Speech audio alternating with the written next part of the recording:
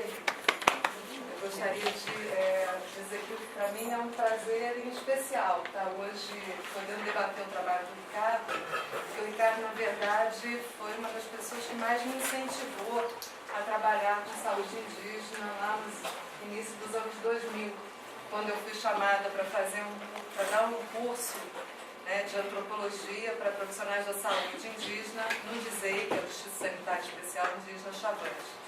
Né, e eu, assim, muito receosa, liguei para o Ricardo e falei: Ricardo, mas eu não sou da etnologia, eu sou da política. Não, mas a gente está precisando de gente da política mesmo, não sei o quê. Então foi ótimo, assim, eu acho que eu estou nisso até hoje, devo muito ao incentivo inicial do Ricardo, que foi muito generoso e muito receptivo à minha entrada nesse campo. Né? Então é muito bom estar aqui, eu vou não só apresentá-lo, como ele me instigou a discutir um pouquinho o texto dele antes de passar, como tradicionalmente a gente faz aqui no DAM, né, para as perguntas para o público todo. Bom, o Ricardo é graduado em Biologia aqui pela UNB, foi aluno de Introdução à Antropologia do professor Luiz Roberto, descobri isso ontem, é mestre e doutor em Antropologia pela Indiana University, fez estágio de pós-doutoramento no MIT e mais recentemente no Max Planck, na parte de História da Ciência. É professor associado 4 lá no Departamento de Antropologia do Museu Nacional e é pesquisador titular na Escola Nacional de Saúde Pública Fiocruz. Foi coordenador da pós da ESP, da Fiocruz, dirigiu o setor de antropologia biológica do Museu Nacional. A última vez que ele esteve aqui conosco, ele apresentou os materiais lá do museu, umas paletas de cores, de medição de nariz, não sei o que, foi bastante interessante. Além dos vários artigos em periódicos nacionais e estrangeiros, ele tem um livro marcante, né, em coautoria, que chama-se The Chavante in Transition, que foi um livro premiado, né, pela AAA, e foi organizador de coletâneas da maior relevância na saúde indígena. Ele teve um trabalho pioneiro organizando a saúde dos povos indígenas em 1994, Raça, Ciência e Sociedade em 96, um livro que é uma referência, um parâmetro para quem debate saúde indígena, que é a demografia dos povos indígenas no Brasil, em 2005, entrando mais no debate da raça, divisões perigosas, políticas raciais no Brasil contemporâneo, de 2007, Raça como Questão, Racial Identity, Genetic Ancestry and Health in South America, Identidades Emergentes, Genética e Saúde, em 2012, Mestiços Genômicos, em 2014, e ele foi editor convidado de um número temático da Current Anthropology sobre história comparativa global da antropologia física e biológica, que ele está aí para mostrar para a gente, né? Ele foi também membro do Advisory Council da Wendy Grant Foundation for Anthropology Research. Enfim, né, o currículo é vasto, né, e para nós é uma oportunidade estar aqui e ouvir ele vai explicar para nós um trabalho feito nesse último estágio de pós-doutoramento lá no Instituto Max Planck. Obrigada. Obrigado pelas palavras, Carla. É um prazer estar aqui, realmente é um prazer estar aqui na UNB, esse prédio tão bonito, espero que seja funcional. Que bonito ele é. Veio uma professora de geologia aqui e ele também está num prédio novo lá em cima, lá do lado da medicina tropical, e realmente é incrível a construção que está acontecendo aqui. O dele está rachando, ele está reclamando, mas enfim. Eu queria agradecer muito a interlocução com a professora Soraya Fleshman, que não está aqui hoje, ela me não poderia estar, né? E a disponibilidade da Carla, de ler esse texto, meio pesado tecnicamente em várias coisas. E a oportunidade de conhecer o Carlos, que está coordenando aqui essa mesa, que eu sei que junto com o Guilherme, né, está muito à frente dessa questão da antropologia da ciência. O Guilherme, sabe, foi meu aluno de Bibic lá no Museu Nacional, então, há muitos anos atrás, de conexões, e é muito bom que ele está aqui na UNB, fiquei muito satisfeito quando ele passou. E em termos assim das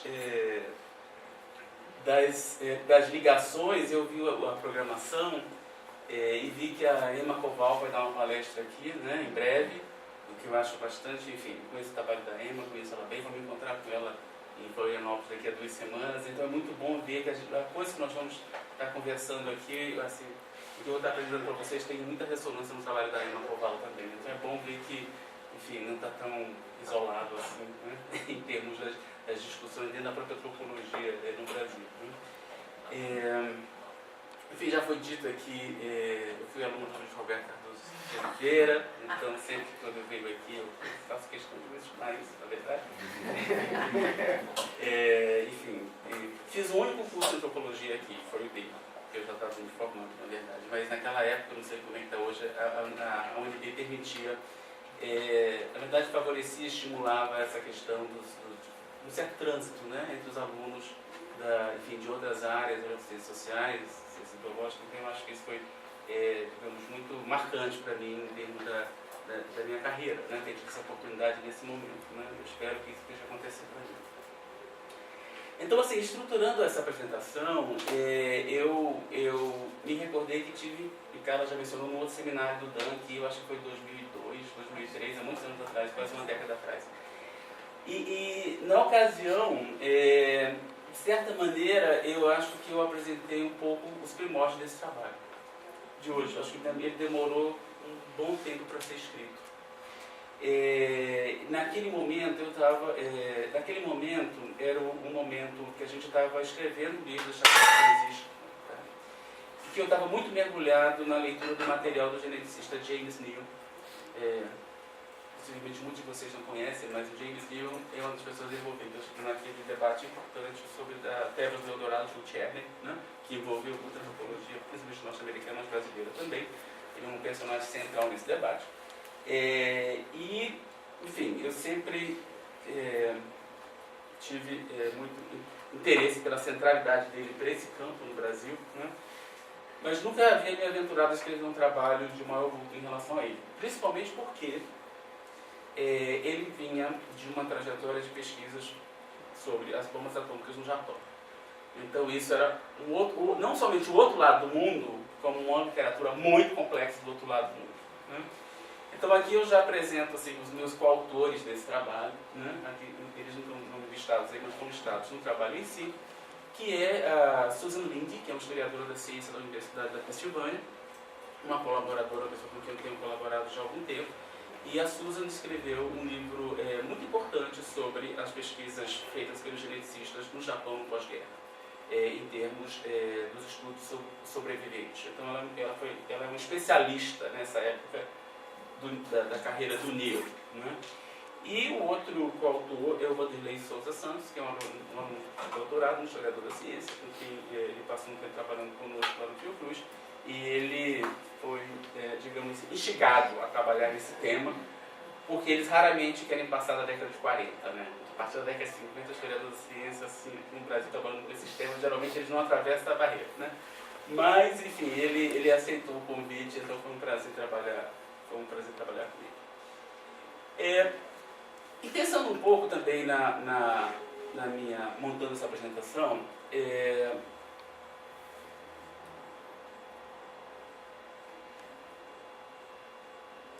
de como eu próprio me ensino nesse debate, né, em termos da minha participação nesse debate. E eu diria que assim, o meu interesse pelo campo da história da antropologia biológica, ou seja, uma antropologia biológica, antropologia física,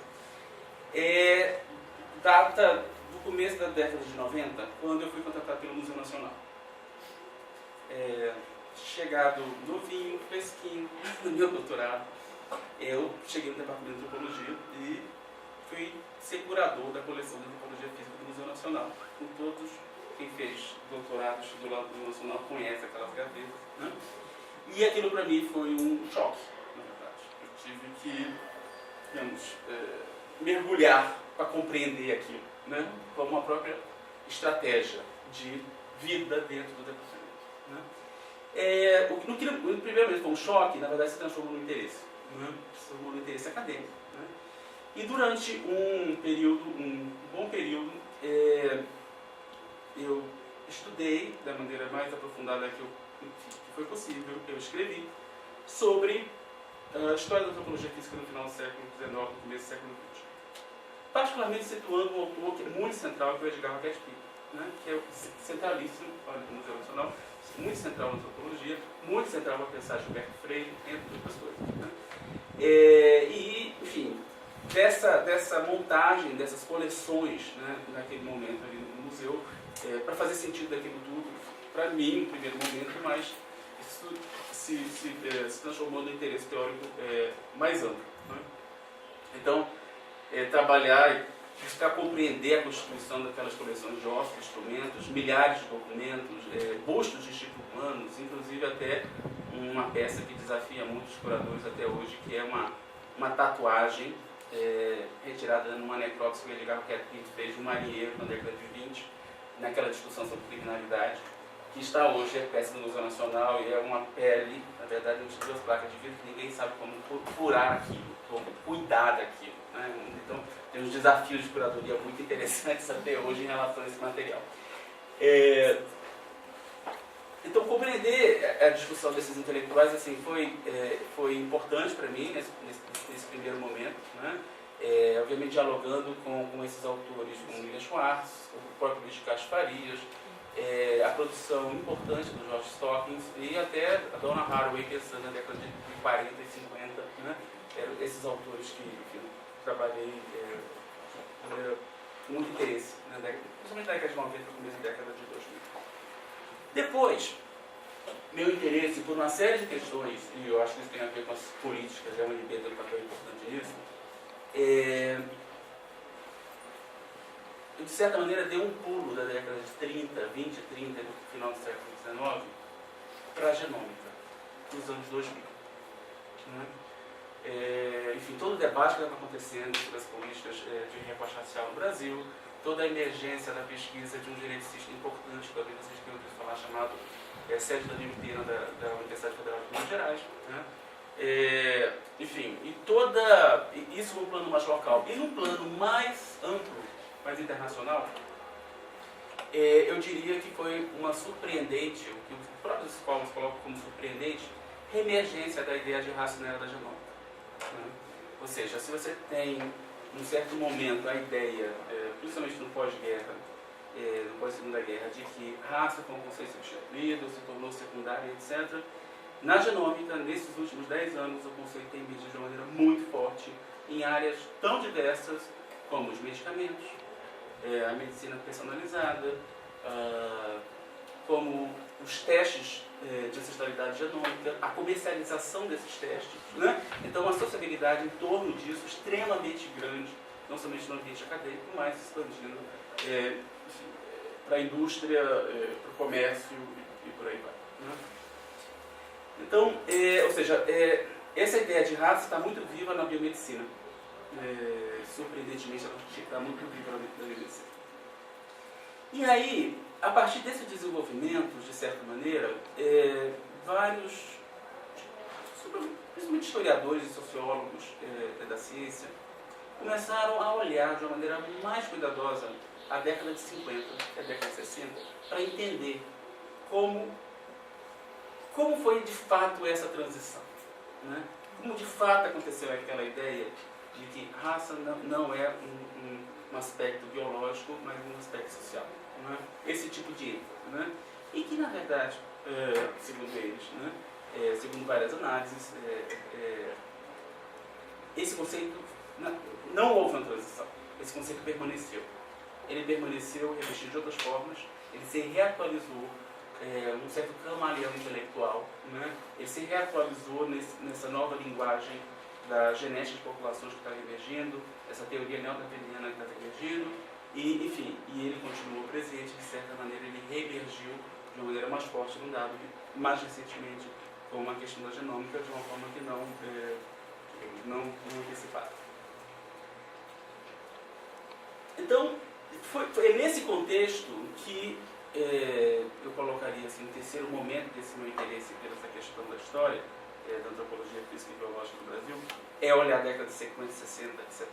Ou seja, então, é meio estranho, mas é como se eu tivesse pulado de 1 para 3 voltado para 2, né, em termos Mas eu acho que isso é um padrão que eu veria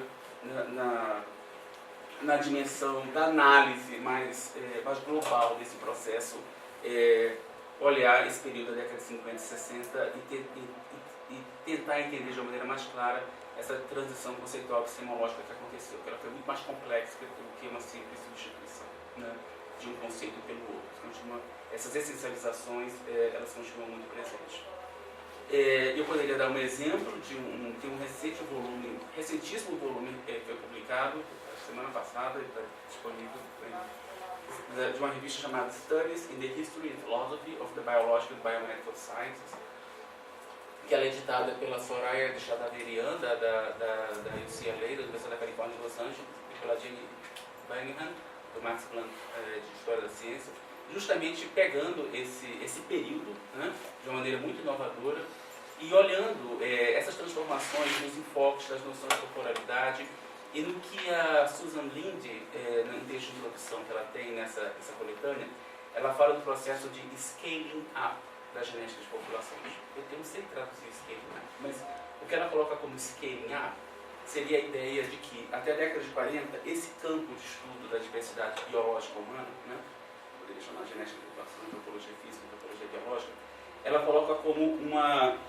boutique disciplina, uma disciplina pequenininha, como essa ideia do hotel boutique, e que ela sofreu uma scale up, né, na década de 50 e 60, no qual ela se espalhou pelo mundo inteiro. Essas técnicas foram adotadas por todo, de uma escala aqui, sem precedentes até aquele momento, né?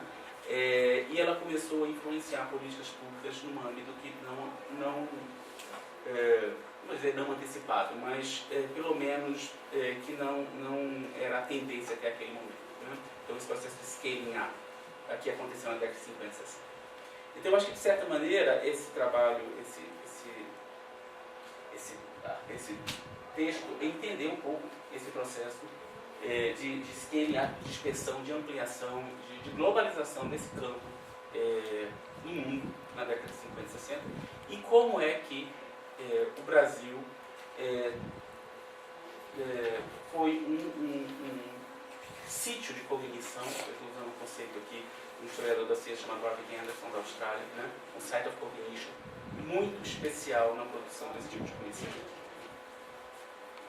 Bem, eu falei numa escala um tanto quanto mais global, mas sem dúvida eu acho que o objetivo aqui também, dessa perspectiva, desse trabalho, é um pouco entender a trajetória da antropologia, lato sensu, de uma maneira ampla, né?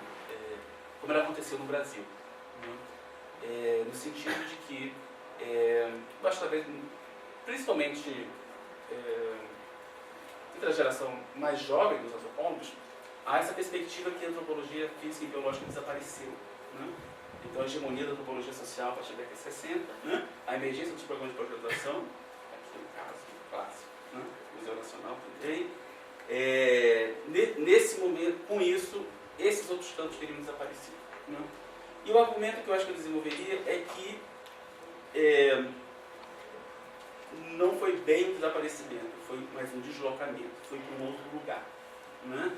Não somente foi para um outro lugar, como também mudou de escalas, já não eram os crânios, os corpos, os instrumentos, mas as moléculas do sangue, né? Mudou de temperatura, já não eram mais as temperaturas ambientes dessas coleções, mas eram materiais congelados, né? Amostras de sangue congeladas.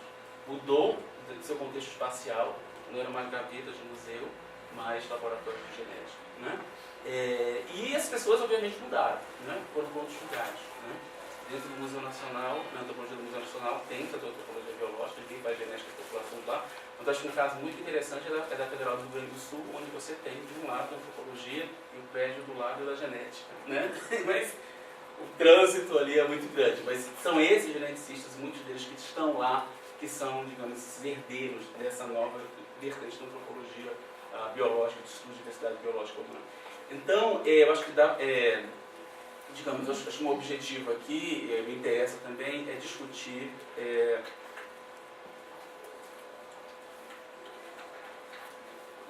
essa perspectiva no caso brasileiro também, né?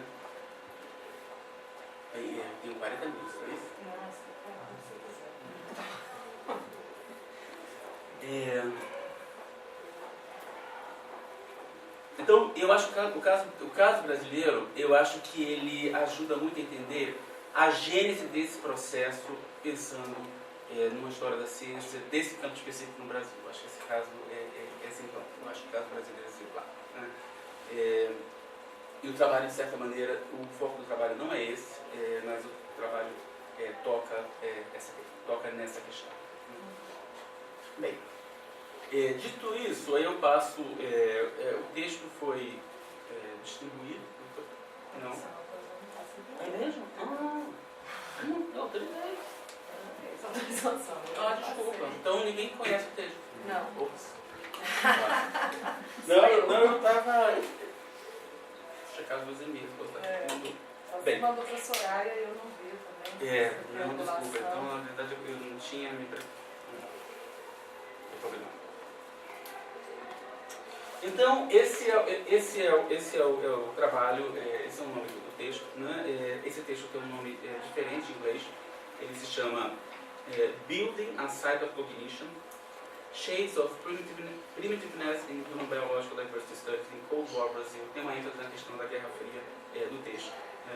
E ele pega mais especificamente 1962 a 1970. E o texto, ele começa abordando a trajetória. Acho que tem que baixar um pouquinho. Aqui, né? Próximo um pouquinho. Aproximar um pouquinho já. Aproximar.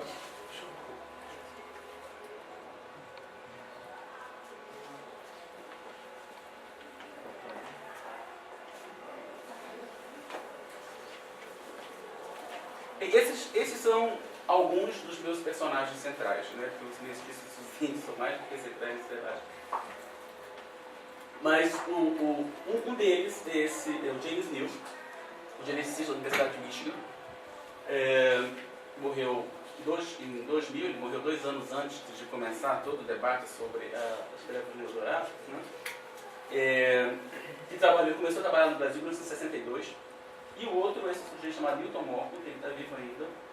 Ele é americano também, e mora atualmente na Inglaterra. E ambos vieram fazer pesquisa no Brasil exatamente no mesmo ano, em 1962. E ambos, eles publicaram, alguns anos depois, o Morton em 1968 e o Neal em 1970. O Newton Morton publicou esse artigo aí, Problems and Methods Genetics of Primitive Groups, que é uma síntese do trabalho dele no Brasil.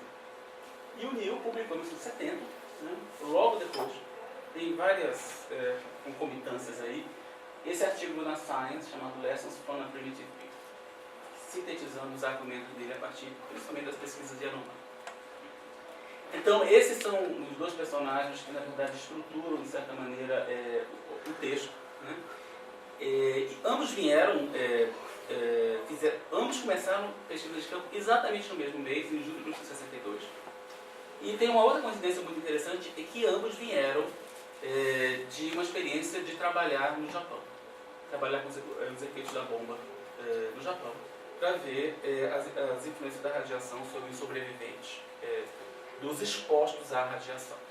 E o Neal, eu vou falar um pouquinho mais depois, ele coordenou esses estudos, e o Newton Morton, que é mais jovem do que ele, né, o Newton Morton ele foi estagiário de James Neal no Japão. Né? Então esses são os dois personagens. E uma outra coisa é que ambos vieram trabalhar no Brasil. O primitivo do Neal eram os índios. O primitivo do Morton eram os índios o mais distante possível. Na verdade, o mais distante possível naquele momento era o Chavantes, que estão a 1000 quilômetros de Brasília, 1962. E o Morton foi trabalhar no centro de São Paulo, na hospedaria de imigrantes lá em São Paulo, com nordestinos. Né? E os dois discutindo esse primitivo, esse trabalho do Newton Morton é uma crítica mordaz ao primitivo do Neal. Né? Então, eles estavam discutindo essa questão. E eles tiveram, então, esses dois destinos diferentes em termos de análise. Né? O Neal buscando a pureza, o isolamento. Né? e o Morton buscando a mistura, a interação, a migração, a diáspora. Eles tinham uma tensa relação entre eles, principalmente do Morton em relação ao Neil. O Morton escreveu um obituário dizendo que eles sempre estavam brigando, mas gostavam um do outro. Mas eles tinham uma tensa relação. Eles têm uma tensa relação em torno de questões teóricas e questões metodológicas. Então, o foco é compreender, em escala global, a história desse campo dos estudos sobre diversidade biológica humana, que poderia ser na antiga antropologia física. E, de certa maneira, esse trabalho parte do reconhecimento que tem uma produção, acho que eu já me referi a isso, muito grande, principalmente até a década de 40. Né? Então, possivelmente no discurso de teoria de história da antropologia, vocês devem ler Stockings, né? O Race, Culture and Evolution, acho que é um exemplo marcante disso. Né? Mas, para esse momento pós-guerra, aí, tem quase um vazio analítico, né? Que eu acho que está começando a ser preenchido. Né? Ou então, muito desses trabalhos voltados para esse momento, eles são de cunho muito internalistas, escritos pelos próprios cientistas, principalmente focando esse desenvolvimento teórico e metodológico, mas não dando tanta atenção aos contextos sociopolíticos nos quais as pesquisas estão sendo desenvolvidas. Em termos desse debate, dessa discussão, eu queria situar essa reflexão como parte de um esforço que a Carla já se referiu, né? De pensar uma história desse campo, né? Uma história da antropologia física, biológica, das populações contemporâneas, numa escala mais global. Né? E isso foi, de certa maneira, o Gustavo Ribeiro não está aqui, né? Mas isso foi um pouco influenciado pelo Gustavo, pela ideia dele do World Anthropologist. E a perspectiva minha e da Susan, no dado momento, foi propor a Fundação Wayne Green fazer um World Biological Anthropologist. Né? Então, de certa maneira, esse seminário aconteceu há 4 anos atrás, resultou no número especial da World Anthropology, que é de acesso livre, né? Acesso ao Open Access. Então, isso faz parte desse debate, né? Sobre pensar essas histórias comparativas, né?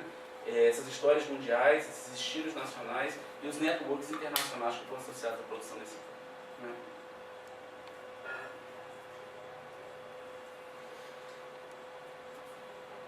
Então, isso aqui são duas passagens, são 3 passagens no texto, e uma das questões que a gente discute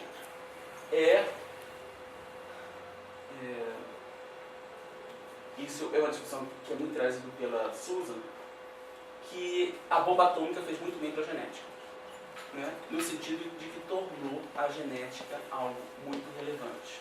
Né? É meio ironia, obviamente, que eu estou falando aqui. Né?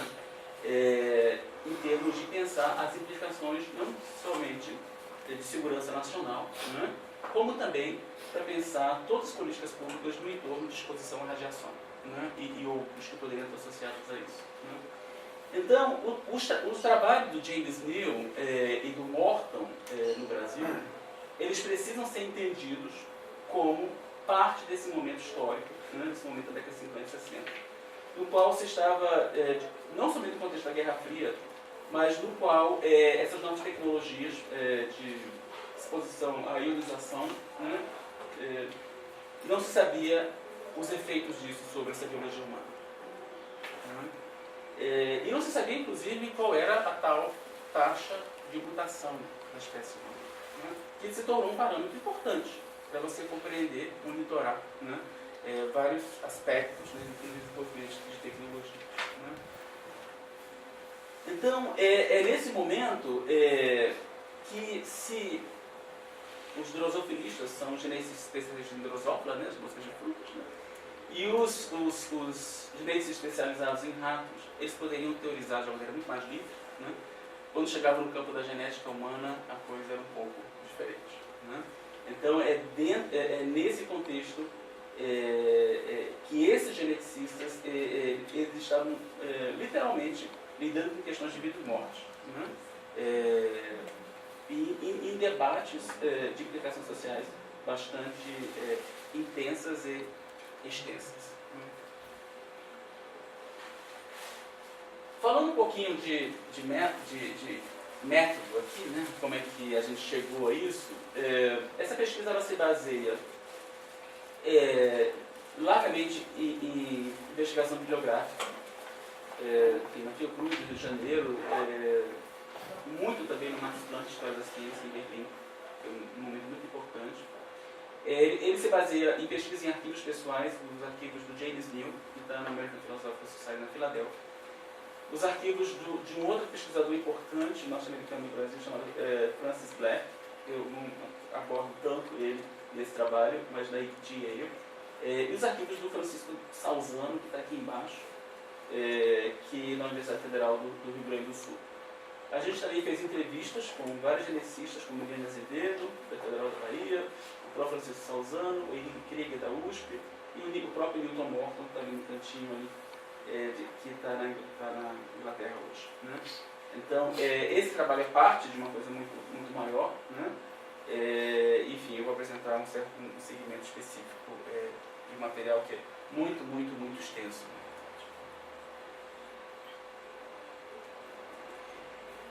Então, Neal. Então, James Neal, esse sujeito aí, ele nasceu em 1915, morreu em 2000, eu já me referi. Ele é uma das figuras mais clássicas da área de genética nos Estados Unidos. Ele foi o criador do primeiro departamento de genética humana na Universidade de Michigan. Ele, antes de trabalhar, ainda muito jovem na carreira dele, ele publicou esse artigo muito importante na revista Science, da herança da anemia falciforme. E basicamente ele conseguiu decifrar que a anemia falciforme, que é uma doença tão importante, né, para as populações de origem africana no mundo inteiro, a questão do homozigoto, do heterozigoto e do elemento traço, né, ou seja, que o indivíduo que é traço, aparentemente não tem a doença, né, se casando com uma outra pessoa que tem o elemento traço também pode gerar uma prole ou seja, foi ele que decodificou o mecanismo de herança da anemia falciforme, que é um estudo muito, muito clássico. Né? Depois desse trabalho de 1949, e logo depois ele começou a trabalhar no Japão, e um dos trabalhos clássicos dele é esse trabalho de 1991, que é sobre os fios do núcleo de frente da bomba atômica, que é um estudo genético, para ver sobre as influências, né, obviamente não nos expostos, porque os expostos não só morreram naquela escala monstruosa que morreram, como também desenvolveram diversos tipos de doença, mas investigando qual era, digamos, os impactos a partir da segunda geração sobre as bombas atômicas. Né? Então isso é um estudo que foi iniciado no final da década de 40, no começo da década de 50, né? e acompanhou toda a carreira do James Neal. Até o final da vida ele estava trabalhando com essa questão. Né? Em 1962, já com uns 13 a 14 anos, enfim, pelo menos uma década trabalhando no Japão, ele veio para o Brasil. Ele começa a trabalhar, ele faz a pesquisa, começa a pesquisa Chaves. E ele, então é importante a gente entender como é que essa transição do Japão para Mato Grosso. Bem, a propósito, uma das coisas que é interessante, eu aprendi isso com a Susan Linde, é que, apesar dessas décadas de pesquisa que foram realizadas no Japão, eles nunca conseguiram detectar efeitos muito consistentes, né, a partir dos filhos dos expostos da bomba atômica, o que é uma coisa absolutamente surpreendente. Né?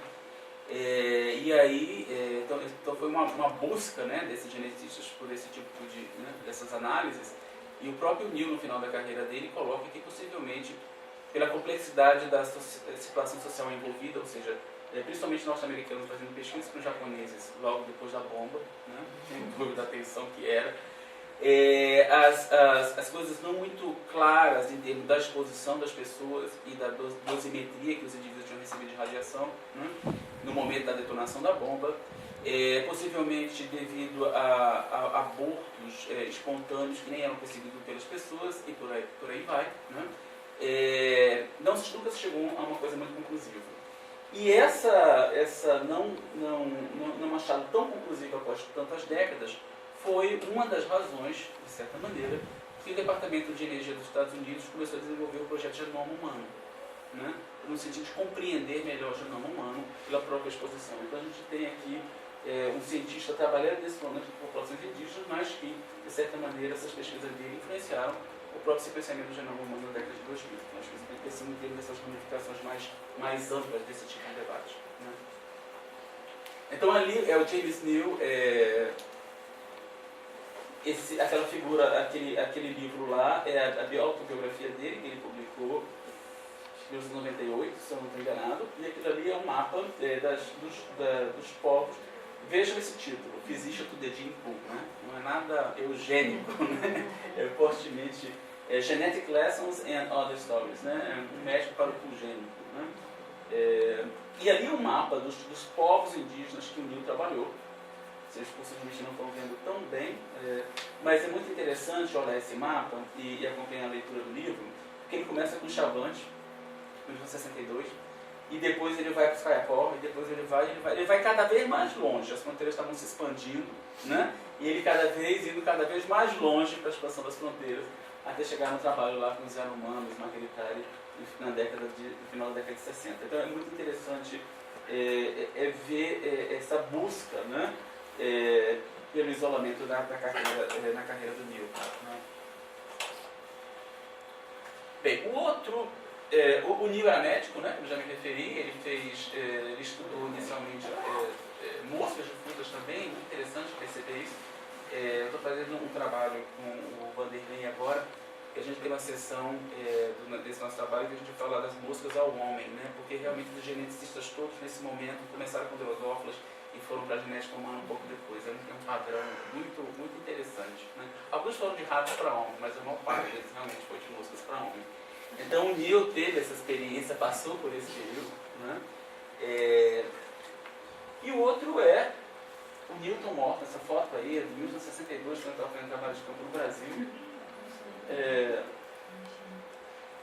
E ele, muito jovem, absolutamente jovem, era considerado um gênio, né? Ele é muito diferenciado nesse momento da carreira dele, dentro desse campo. E o trabalho dele, ele começou trabalhando com drosófilas também, com moscas também, né? Com vários outros. Só que muito cedo na carreira dele, ele desenvolveu ele se voltou muito para uma perspectiva muito fortemente de quantificação e genética, né? E que isso deu um prestígio enorme para ele, inclusive o desenvolvimento de métodos de análise. Então, para exemplificar, a tese de doutorado dele foi o desenvolvimento de uma metodologia para localizar genes do genoma humano, né, numa época, inclusive, quando nem se sabia quantos cromossomos existiam no genoma humano, né, a espécie humana tinha. Né. Então, num contexto onde não havia possibilidade de fazer cruzamento com a espécie humana, né, dirigidos, né, experimentais, como era o caso de outras espécies, né, ele desenvolveu esses procedimentos matemáticos que até hoje são utilizados novamente no campo. Então, uma forte presença metodológica que fez com que ele fosse muito central no campo, desde então, incluindo desde esse momento aí até o período da genoma. Quando eu me entrevistei, ele fez um comentário muito interessante, que ele falou assim, uma das coisas que eu tenho pena é que eu acho que eu nasci na época errada, eu devia ter nascido 3 décadas depois, porque tudo que eu fiz naquele momento onde não tinha essa ideia do genoma do DNA ainda, não é mais valorizado. Né? Então e ele, antes de vir para o Brasil, então ele teve eu estou adentrando um pouco nessa questão, que é muito importante, é um pouco central para entender por que os nordestinos se interessaram. Né? E ele também, antes de vir para o Brasil, logo antes de vir para o Brasil, terminou o doutorado dele. Na verdade, ele terminou o mestrado, foi para o Japão, passou um ano e meio no Japão, depois ele terminou o doutorado, foi contratado pela Universidade do Havaí. Né? No Havaí, um dos projetos que ele desenvolveu no Havaí foi esse livro aí, chamado Uma Monografia e Genética Humana, chamada de A Genética dos Cruzamentos Interraciais no Havaí. Isso é muito fascinante, eu vou entrar nessa questão também, mas como é que essa questão da mistura, né, do tipo híbrido, né, como esse debate se reatualizou no pós-Segunda Guerra. Né? De certa maneira, a historiografia, a própria questão da antropologia, né, a história da antropologia, pensa muito que essa questão, digamos, das primeiras décadas do século XX, com boas, etc., naquele momento ela foi um pouco tanto, foi resolvida, né? Na verdade, os geneticistas estão fortemente trabalhando com essa questão dos efeitos, né, dos cruzamentos raciais. E o Havaí foi o campo do Newton Morton. Só que o Newton Morton não ficou muito satisfeito no Havaí, porque basicamente ele tinha, como ele colocou na entrevista, ele tinha descendentes de europeus e polinésios. Ele queria uma coisa mais misturada, né? Ele queria um ambiente onde houvesse africanos, ameríndios e europeus, né? Então esse próprio trabalho dele de 62 é um trabalho interessante, porque já é um trabalho no qual a questão da guerra está presente. A questão da Segunda Guerra está presente de maneira muito forte. Por quê? O que o Newton Morton trabalhou nesse livro foi depois do ataque de Pearl Harbor. Todos os indivíduos que moravam na ilha, eles eram tipados sanguineamente por conta de uma possibilidade de segundo ataque. Então existia um banco de dados de toda aquela população do Havaí, né? Com testes genéticos feitos, né? Então, ele utilizou esse banco de dados secundário, né, foi pensado para isso, para fazer esse tipo de trabalho, e de certa maneira isso influenciou, né, moldou, né, em larga medida a sofisticação metodológica para aquele momento, né, que é reconhecido pelos autores, do que ele implementou no Brasil e na hospedaria da Igreja de São Paulo. Bem, então esses são esses dois autores, e tem um evento muito importante, muito central, mais uma desses lugares onde os dois estavam juntos, essa comunidade não era tão grande, que foi um simpósio realizado em 1964, chamado Cold Spring Harbor Symposium on Quantitative Biology. Cold Spring Harbor é um local no estado de Nova York, eu sou de Nova York. Não sei se vocês estão enxergando aí, mas isso aí é o de número 29, eles faziam esses seminários todo ano, né? E o que é muito interessante nesse seminário aí é que não é a primeira vez, mas é uma das primeiras vezes em que a questão da genética humana entra nesse debate. Então essa aí era uma das mecas dos estudos de genética, de micro-organismos até, né, moscas e etc. E a genética humana aí, nesse pós-guerra, entra como um tópico específico desse seminário.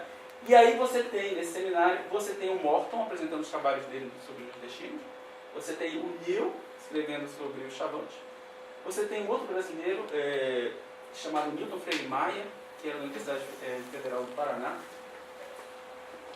também participando.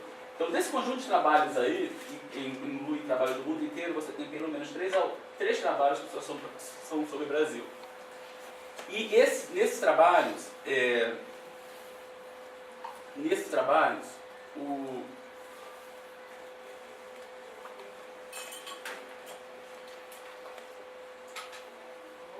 tanto o Neil como o Morton, eles apresentam o programa de pesquisas deles no Brasil.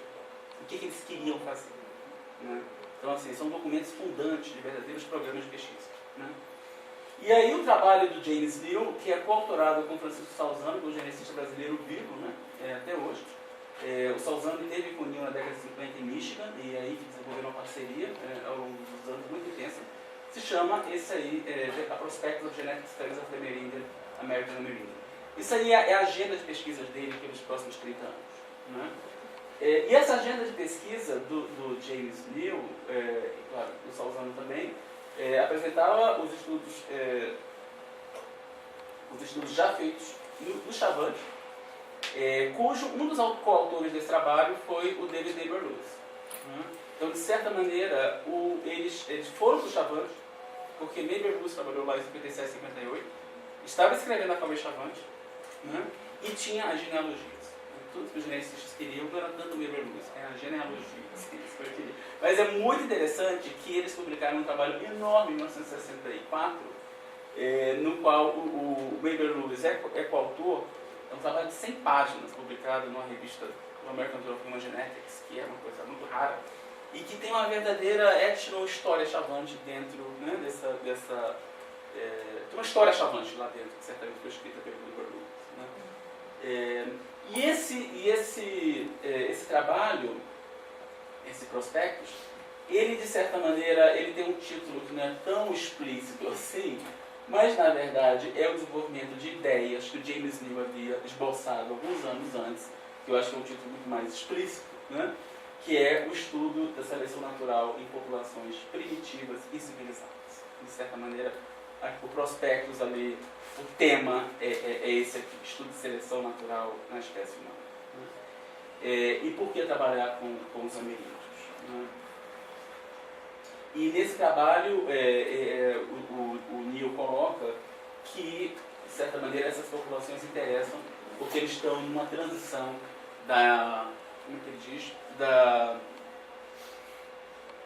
era da pedra para a era atômica. Né? Então, essas afirmações muito categóricas dessas transições bombásticas que estão acontecendo ali. Né? Bem, e o trabalho do Newton Morton é um trabalho sobre os nordestinos.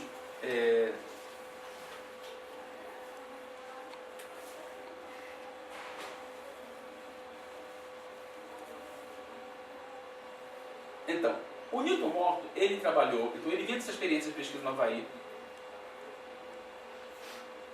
e o interesse dele, para os métodos dele, porque ele precisava metodologicamente, segundo os parâmetros dele, e aqui eu estou citando literalmente, eram populações com alta mortalidade, com alta mortalidade infantil, né, e que tivessem famílias grandes. É isso que ele estava interessado. Então, alta mortalidade infantil e famílias grandes. E aí ele, enfim, a partir de contatos, veio para o Brasil, né, e escolheu trabalhar no Nordeste do Brasil. E ele também estava interessado em trabalhar com o que ele chamou populações de mistura trirracial, com grande diversidade genética, em todos os termos dele. Né? Então ele não estava procurando pureza, ele não estava procurando isolamento, ele não estava procurando homogeneidade, ele estava interessado em mistura, imigração e diversidade. Né? E sem entrar em muitos detalhes, mas para vocês entenderem um pouco por que ele estava, uma das questões que interessava a ele, o Morton estava interessado em estudar taxas de mutação, estimar taxas de mutação em seres humanos. Esse é um dos interesses dele. Né?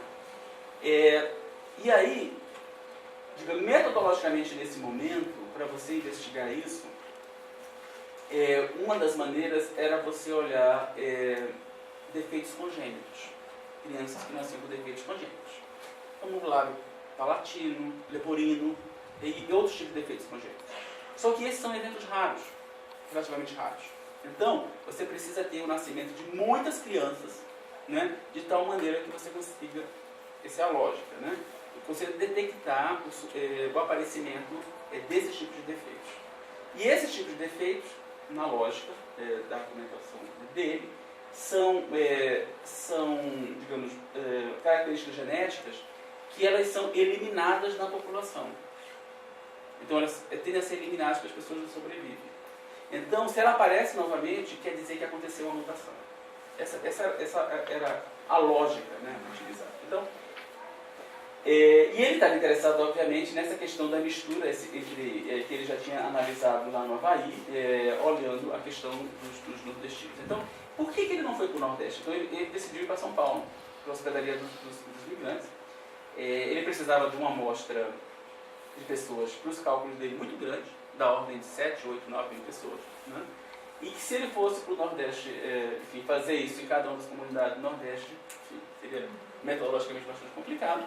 E aí, seguindo a recomendação de um geneticista brasileiro chamado Pedro Saldanha, da USP, que havia feito trabalhar na hospedaria do migrante em São Paulo, ele, na verdade, em vez de viajar para o Nordeste, ele se estabeleceu o laboratório dele lá em São Paulo, e os sujeitos que vinham até ele não ia até os sujeitos.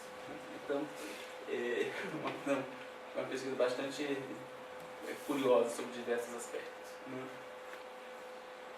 Então tem uma certa ironia aqui da questão da relação dessas pesquisas com o capitalismo, né? Porque se o Neal estava buscando o mais isolado, o mais distante, etc., o Morton, na verdade, a influência do capitalismo estimulando a migração, a vinda dessas pessoas, a busca de mercado de trabalho, justamente criava os sujeitos que o interessavam. Né?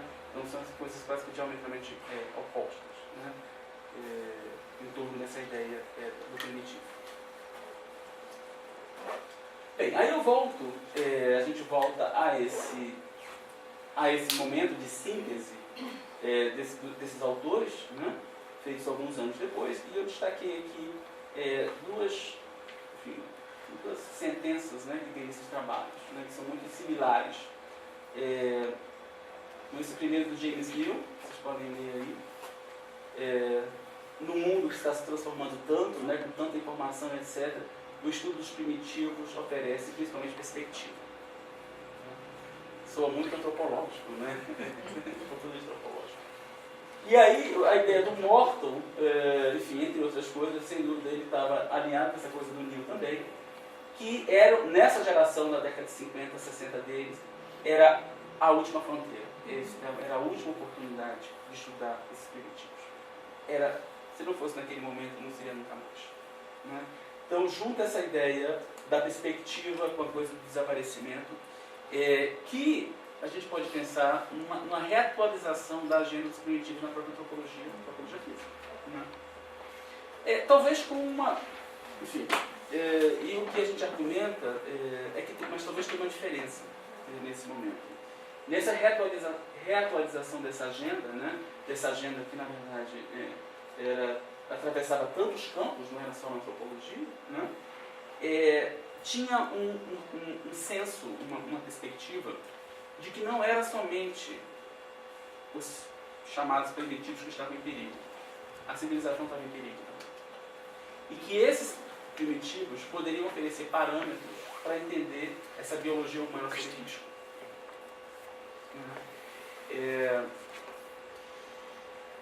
Então, a ideia de risco era presente não só para os sujeitos, como também para a ideia dos pesquisadores. Os pesquisadores estudando esse outro para se entender essa perspectiva de si próprio, né, sua própria sociedade sobre risco, e no contexto da urgência. Né.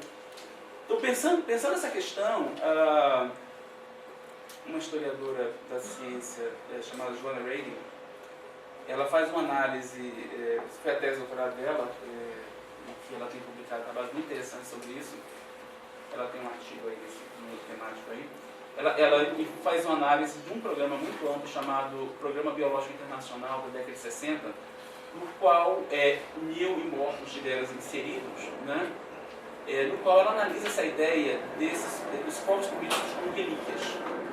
Né? E mais do que isso, que essas amostras que não estavam sendo coletadas aqui, essas pesquisas estavam sendo desenvolvidas aqui, estavam sendo desenvolvidas nos Andes, na Papua Nova Guiné, na África, estavam sendo desenvolvidas no mundo inteiro, né? Geravam produtos assim, epistemologicamente muito valiosos. Essas amostras de material biológico eram epistemologicamente muito valiosas, né? Para entender processos muito amplos, envolvendo desde essas estimativas de taxa de mutação, padrões de doenças, a estrutura demográfica humana durante a evolução humana e por aí vai. Né? Eram tópicos que interessavam.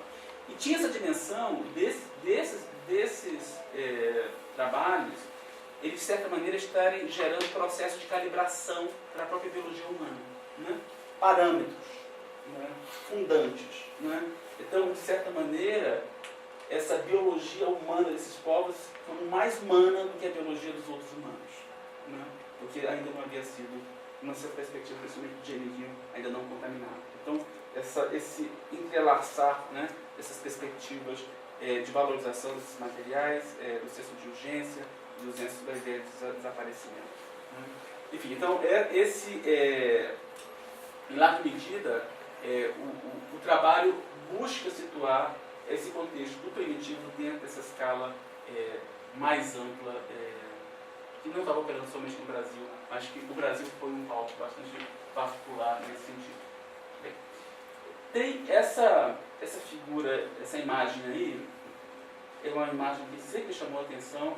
Quando vocês forem lá para alguma banca lá na Federal do Rio Grande do Sul, vocês vão no prédio do lado, que é o prédio da genética, que isso aí está na porta do geneticista Francisco Mário Salzano, que é a árvore genealógica, a genealogia acadêmica dele, que ele ganhou de presente de um aluno quando ele se aposentou, quando ele fez 80 anos, a árvore genealógica dele na porta do laboratório dele. Né? Então, estou trazendo isso aqui para sinalizar que, de certa maneira, a constituição desse campo no Brasil, ele está profundamente ligado a esses dois investigadores, o James Mill e Francisco Salzano. Foram esses dois, sob essas perspectivas, né, que treinaram, digamos, a maior parte da geração dos geneticistas que estão aí. Né? Como dá para... Essa imagem da árvore aí mostra de uma maneira muito contundente. Então, eu acho isso absolutamente central para compreender a própria, enfim, essa institucionalização desse campo no Brasil, inclusive hoje. E caminhando um pouco para a conclusão, obviamente eu pulei, mas a Carla vai preencher aí, porque eu não... Tem uma discussão central para a gente é pensar no contexto dessa produção de conhecimento nesse período da Guerra Fria. Né? Nos estudos em História da Ciência, colocando que está muito claro para os historiadores que as influências da Guerra Fria do que eles chamam de um ambiente, um complexo acadêmico militar industrial, das áreas da física, da química, da matemática, etc. Né? E que necessária para o desenvolvimento das bombas atômicas e por aí vai. Né?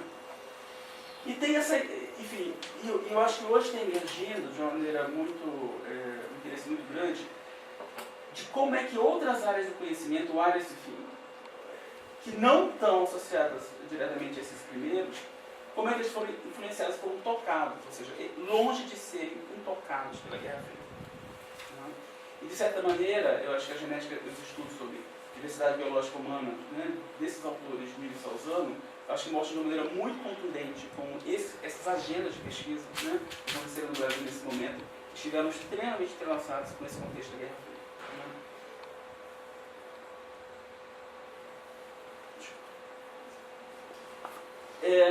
E aí, para terminar,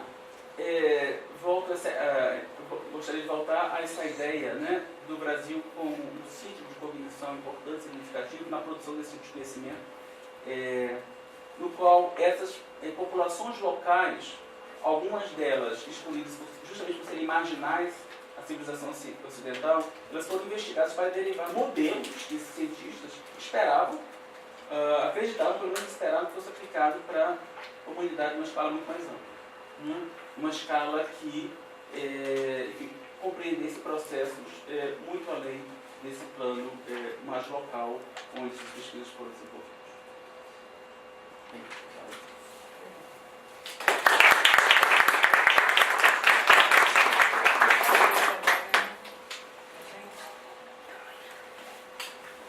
Talvez você pudesse botar as fotos dos dois.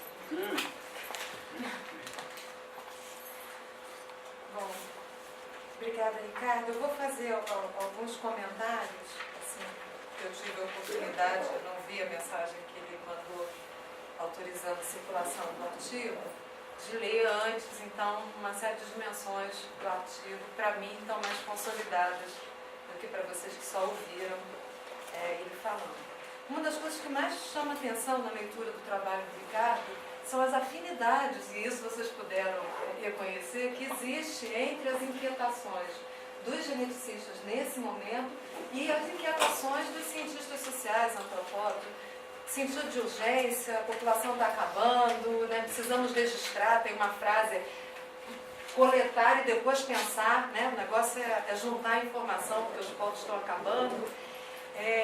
Nos anos 60, né, também a Unesco preocupada com a questão do racismo, né? Então o Brasil também foi palco dessas pesquisas, né, no sentido das ciências sociais, e eu não conhecia mesmo Morton. Mill é uma referência pelas polêmicas mais familiar a nós, né?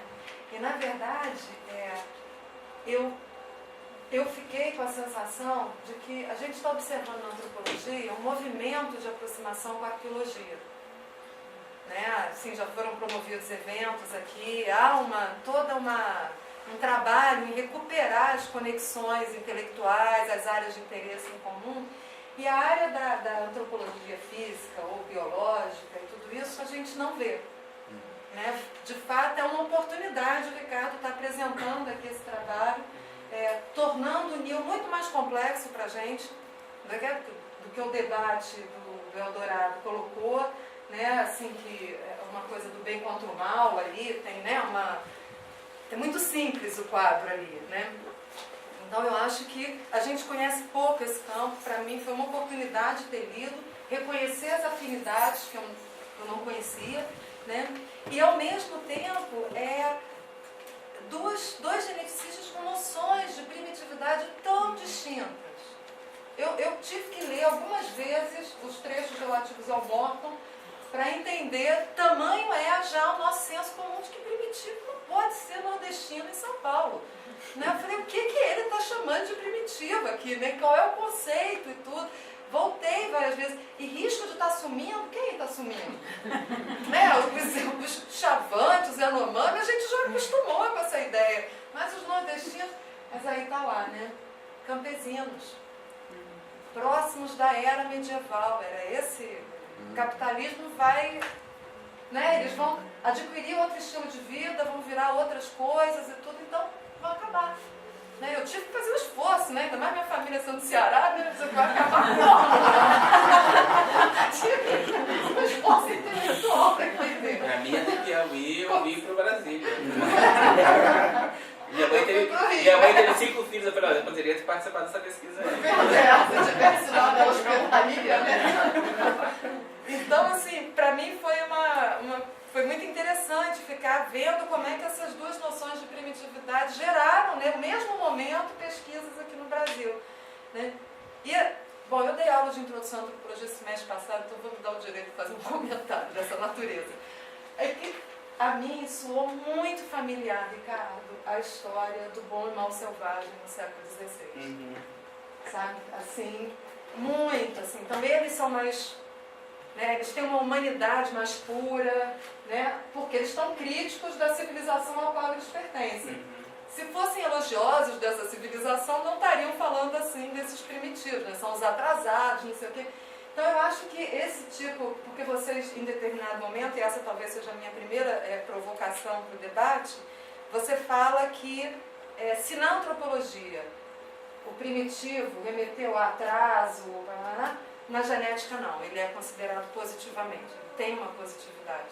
Aí eu queria te ouvir um pouco mais sobre isso, porque eu acho que na antropologia ele também tem essa positividade e essa negatividade, é quase como um pêndulo, né? Dependendo de que você está olhando para a sua sociedade, o outro você está olhando para você.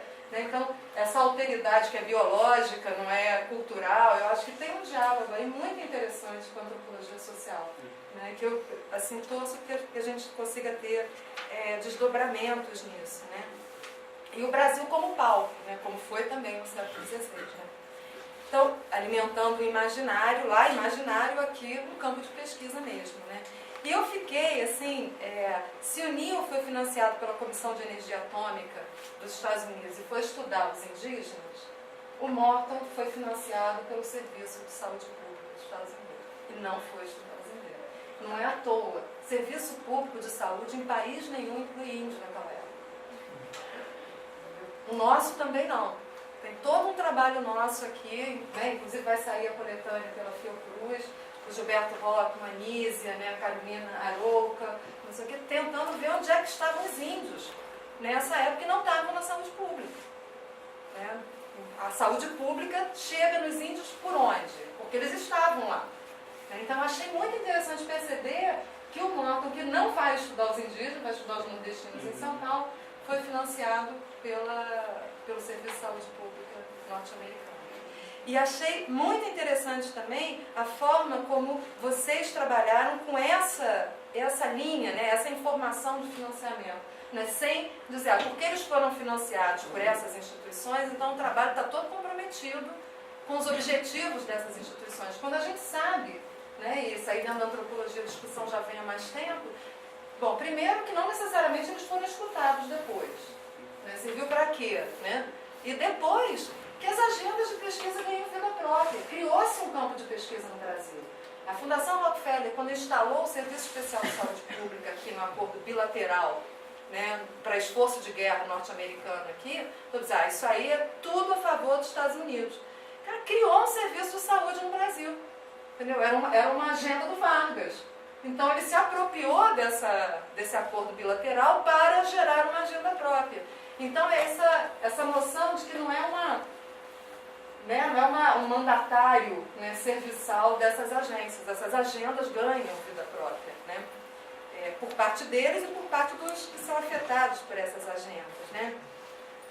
E muito ligado, no caso do Morton, a não deixar o Nordeste virar, né, uma Cuba. Ele era encarado como miséria, isso, aquilo outro, tinha acabado de ocorrer, né, a Revolução Cubana, vamos cuidar porque aí tem um potencial. Então, a dimensão social e biológica, elas estão o tempo inteiro intercruzadas ali, né? É incrível como é que esses campos depois deixaram de dialogar melhor.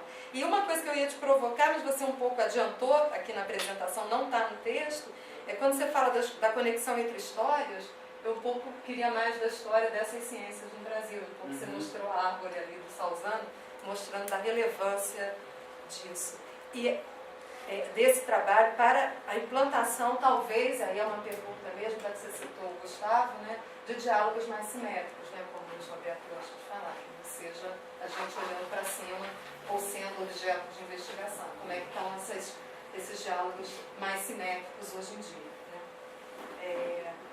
Agora, uma coisa eu não posso deixar de comentar. Uma das vantagens que o Neil via nos povos indígenas, né, é que as crianças eram expostas, ele era médico, né, a sujeiras inimagináveis para os civilizados. Peitos sticky, né, nojentos, que o macaco tinha acabado de mamar e a indígena dá para o menino mamar também, andando no meio de fezes, não sei o que. Olha, isso é de uma atualidade, Ricardo, não imaginável. Se ainda acontece, se não acontece. A Cristina Dias da Silva, que foi fazer trabalho de campo entre os Munduruku, uma das coisas que as enfermeiras falavam era isso. Dando de mamar para o macaco. Não pode, isso transmite doença, não sei o que, parará. E o outro é o Manual do Agente Indígena de Saneamento, que está sendo refeito agora pela Cesária, que é cheio de imagens de cocô no chão e as pessoas pisando, né? E dizendo assim, não pode pisar, não pode pisar. Só que aqui é visto como a cadeia transmissora de doenças, né? Na melhor tradição, né, do Veneru lá. Né? E aí não, era como você criava uma imunidade desde pequenininho.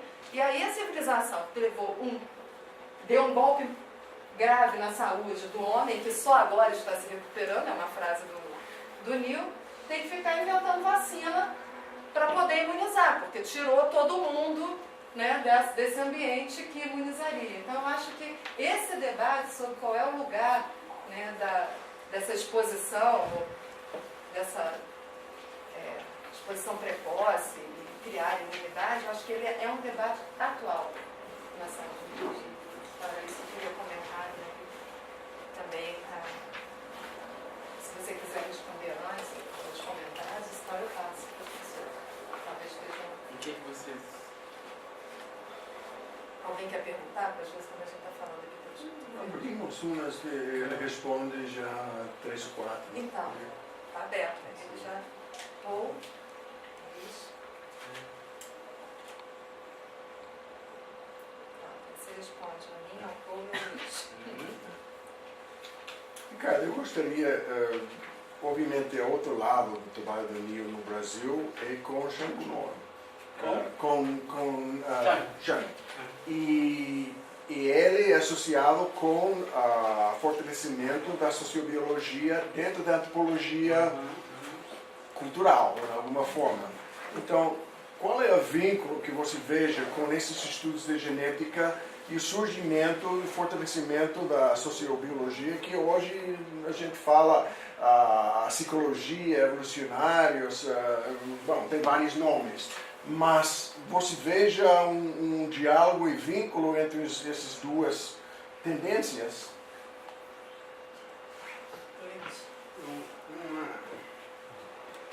Eu seria fazer um comentário e uma pergunta assim, muito ampla. A pergunta muito ampla é como você vê, aonde estaria o diálogo entre antropólogos, digamos, sociais, culturais no Brasil e antropologia física e biológica no Brasil também, porque eu vejo muito pouco. O trabalho do Guilherme que você mencionou é interessante porque ele trabalha em grande medida com antropólogos biológicos nos Estados Unidos, mas aqui os associados da Karen Steiner, foi minha colega lá em Harvard, são biólogos, né, em geral, e praticamente não há diálogo. Uma outra questão que já há muito tempo me parece interessante, desde a época que eu estudei um pouco de antropologia biológica quando eu era estudante, é o diálogo mais nos Estados Unidos, no caso, da antropologia biológica com a economia, porque o Gary Becker, um economista famoso, prêmio Nobel, etc., ele tem um diálogo grande com a sociobiologia e a ideia do comportamento altruísta, que ele compra integralmente a crítica da antropologia biológica, pelo menos daquela época, da sociobiologia, que a realidade na realidade não seria altruísmo, mas uma maximização da reprodução dos genes, né? Agora, é uma coisa que já desde aquela época me chamava a atenção, e não sei por ignorância se existe discussão sobre isso, é que sempre me pareceu que o trabalho da antropologia, da sociobiologia, era influenciado pela visão liberal da economia no Ocidente, de uma maneira geral. E o Gary Becker, de certa forma, ele voltaria para casa, não? Porque ele apresenta como se estivesse aprendendo com a... Não sei se isso me pareceu interessante, porque, bom, enfim, era isso aí. Eu queria agradecer muito os 3 comentários e vou começar um pouco com o Carlos.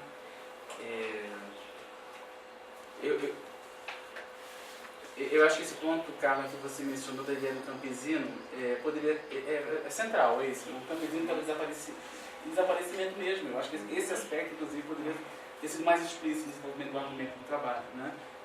Essa categoria que estava em desaparecimento ali para o morto, né? Então, acho que é um insight que você teve muito interessante. Eu concordo plenamente. Eu acho que essa ideia do bom selvagem, quase bolsoniano, né, na perspectiva, reatualiza esse debate. Esse é o debate, né? Desse primitivo nesse estágio, né? Que seria um estágio mais positivo, né? Um estágio muito de alteridade, né? Você já não está remontando somente a esse momento, é uma história muito mais profunda associada a isso, né? Então é uma nova configuração desse debate que está acontecendo, com um enfoque muito mais na biologia, mas não unicamente, né? Porque o que está interessando, principalmente nesse momento, aí vou chegar já a um autor como o Morton, eram os comportamentos das pessoas, né? Eram efeitos dos comportamentos, né? Então, assim, esses comportamentos eram muito centrais para serem compreendidos. No caso do Neil também, mas havia outras questões no qual isso fosse mais explícito em relação ao Morton. Eu acho que em relação à questão da agenda, de uma agenda pública, de serviço público, né? Eu acho que tem um outro tema muito interessante que a gente não explora tanto e que merece ser investigado, é como é que esses autores, né, eles entram num diálogo com a Organização Pan-Americana de Saúde Pública, com a OMS, né, para pensar em documentos técnicos, né, para pensar globalmente essa ideia de saúde indígena, saúde dos povos nativos, né. Então, há essa produção desse material nessa escala que a gente não aborda, né, no início dos anos 60, né, ou seja, com uma agenda, com as agendas que não eram centradas nos contextos nacionais, mas centradas nessas agendas, né, nessas agências de cooperação internacional. Né? Enfim, eu acho que isso merece isso merece um trabalho realmente, e como é que essas agendas, né, que eram muito centrais para eles, né, como é que eles influenciaram essas iniciativas de saúde pública em diversas partes do mundo. Ou, enfim, isso está para ser escrito. Então, era uma agenda muito intensa de reuniões pela OMS e OPS sobre isso. Muito intensa. Alguém tem que se voltar para essas questões. Então, havia... os indígenas estavam, assim, numa agenda da política. Agora, como é que isso foi implementado, né? A se acompanhar, a se investigar. Né? Eu acho que você faz um comentário, eu gostei muito de comentários sobre essa questão entre a relação do financiamento e essas práticas e consequências do Instituto de Crescimento. Né?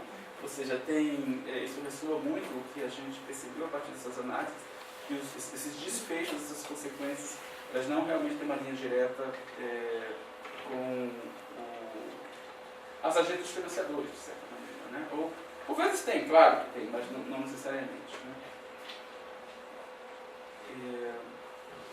Enfim, uniu essa dimensão do que você mencionou, do tratamento das crianças, é muito forte nesse texto da Science. Não sei se você chegou a ler, teve a oportunidade de ler esse trabalho, mas eu acho que vale a pena... eu nunca tinha pensado sobre essa perspectiva, né, ligando com essas práticas contemporâneas, mas, enfim, é uma agenda muito forte. É uma agenda muito forte, presente, que tem um espaço muito grande na discussão dele. Né? Essas cadeias de transmissão de vivência e por aí vai. Né? Bem, o Paul Foucault chamou a questão, um ponto muito central da ligação do Neil com Chagnon, né? Que teve esse debate tão grande aí do Trevas do Eldorado. Bem, o Chagnon foi por o Yanomami que o Mabel Lewis foi para os Chavantes, na certa escala. Né? Alguém que foi para lá, coletar essas genealogias, estudar essas populações, né? Ter esses dados para daí os biólogos chegarem e coletar esses dados. Né? Então, se poderia pensar nessa trajetória da ligação entre o Neil e Chagnon, e nesse momento da década de 70, o Neil está participando desse debate da sociobiologia como o Chagnon está. Né? As pesquisas de Yanomami do Neil, elas terminam basicamente por volta de 73, 74, 75, justamente como quando o Wilson está publicando Sociobiology de New Synthesis. Né? Então tem assim, uma sobreposição entre a produção e os trabalhos mais, digamos, mais sociobiológicos do Chagnon surgem basicamente a partir da década de 70, né, adentrando na década de 80, com o livro Síntese dele de 82, por aí vai. Né? Mas claro que o Neil estava preocupado com essas questões, mas não necessariamente nesse prisma de formulação de um campo, né, da sociobiologia tão explicitamente, porque de certa maneira o que o Chagnon estava fazendo era colocar em prática o projeto do Wilson, né, que era povoar todas as disciplinas com sociobiologia. Né? Não é isso, esse era o ponto, né? Esse era o ponto que as ciências humanas vão ser as últimas a serem colonizadas pela sociologia. Né? É isso que que é dito com sociobiologia de biosíntese. Né? E o Chagnon realmente ele coloca essa prática. Né? Ele coloca isso em prática. Né? Ele vai atrás disso. Ele promove reuniões, ele promove sínteses, ele publica, né, em veículos de visibilidade, etc. Nesse momento, o Neil ele já não é mais coautor do Neil. Né? Eles já não estão coautorando trabalhos. Né? A principal, em termos da produção Yanomami, o próprio trabalho que o Neil tem, que foi muito discutido na Trevas do Eldorado, sobre a questão da sociobiologia do Headman. Né? E desse Headman, ele tem muito mais filhos, e esses genes da inteligência, etc. Esse próprio trabalho do Neil, que é fortemente sociobiológico no argumento, ele se próprio trabalho não é coautorado com Chagnon. Né? Então, assim, acho que tem essas ligações, né? Mas nessa produção, institucionalização e ampliação do debate sociobiológico, o Neil não participa na escala, ele não participa. Né? Ao mesmo tempo, ele certamente criou todas as condições, né, na década de 60, que permitiu ao Chagnon sistematizar todos os dados que foram utilizados posteriormente nas síntese sociobiológica que ele fez do Zero-Nome. Né? Então são relações próximas, íntimas, mas ao mesmo tempo com um certo distanciamento, né, entre elas. Né? E claro que no debate sobre Tebas e Eldorado, o ponto de ligação do debate de Tebas e Eldorado é a epidemia de sarampo. É isso que liga os dois. Né? É essa questão que liga os dois. E, enfim, a minha própria análise, assim, desde o começo, é que era muito frágil aquele argumento da epidemia de sarampo.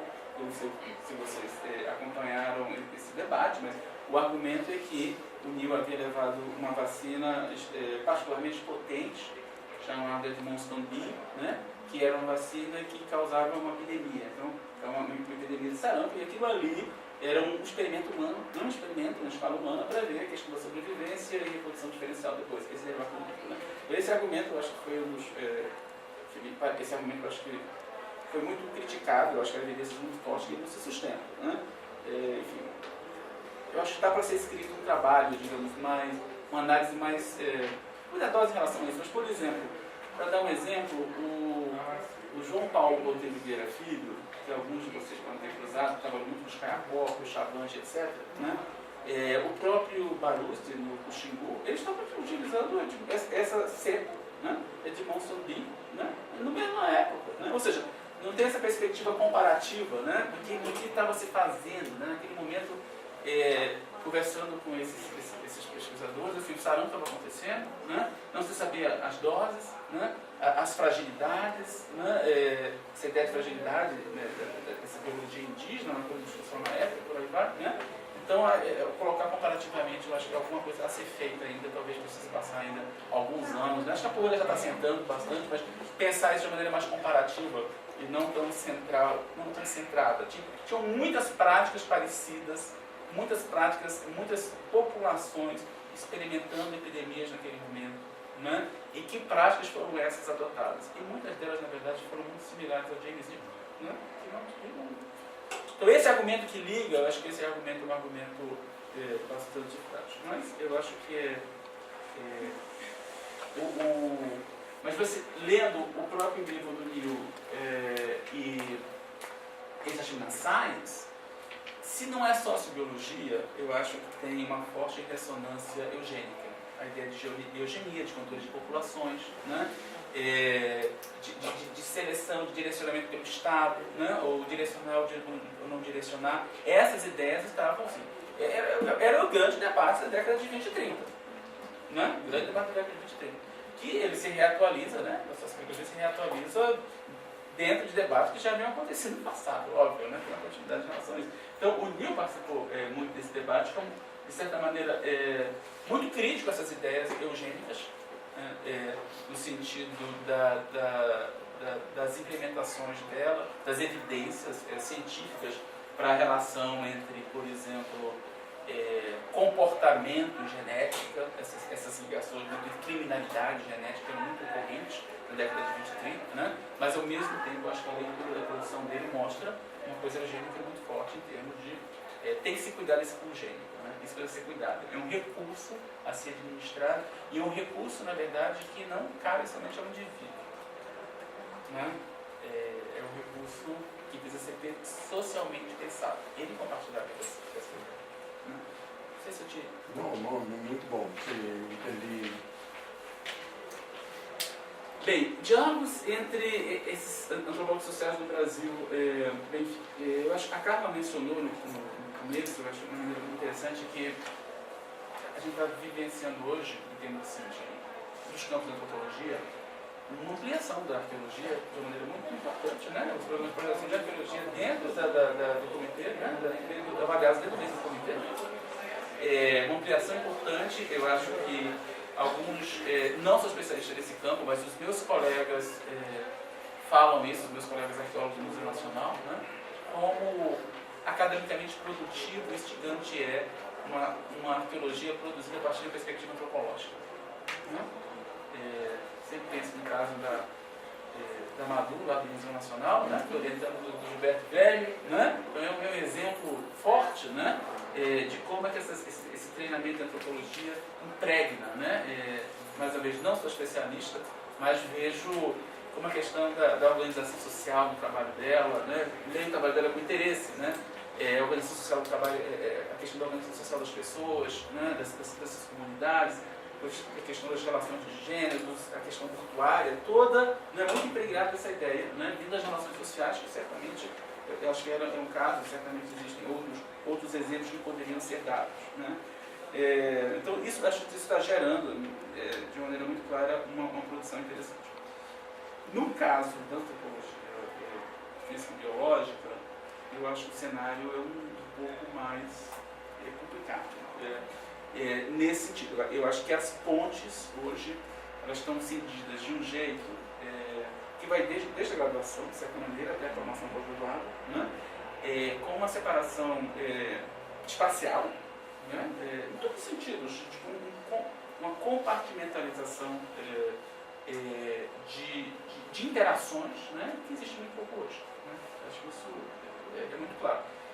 Se nós olharmos a própria história da ABA, é muito interessante ver como um autor como Salzano teve muito presente na ABA. Muito presente na ABA, década de 60 e 70. Né?